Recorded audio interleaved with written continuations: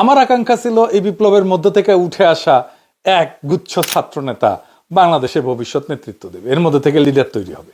তো যাই হোক, ছাত্ররা কেন সরকারে গেল? কারণ এই ছাত্র নেতারাই বিপ্লবে নেতৃত্ব দিচ্ছে, তাই না?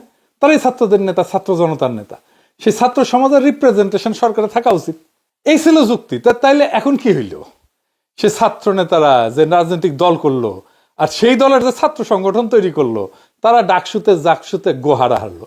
সামনে যে ইলেকশনগুলো হবে সেগুলোতেও গোহারা হারবে। তার মানে সেই ছাত্র নেতারা যারা সরকারে আছে, তাদের লিডারশিপে আর ছাত্ররা নাই, ছাত্রদের নেতৃত্ব শিবিরের কাছে চলে গেছে। তাহলে সবচেয়ে গুরুত্বপূর্ণ নৈতিক প্রশ্ন হচ্ছে, ছাত্রদের কি সরকারে থাকার বৈধতা থাকে? থাকে না।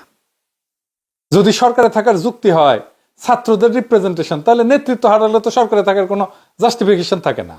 আর যেই ছাত্ররা প্রধান উপদেষ্টা সহ পুরো উপদেষ্টা মন্ডলীকে নিয়োগ করছে বলে প্রফেসর ইউনূস নিজেই দাবি করেছে, তো সেই ছাত্ররাই যদি নেতৃত্ব হারায়, তো প্রফেসর ইউনূসের সরকারে থাকার বৈধতা থাকে না।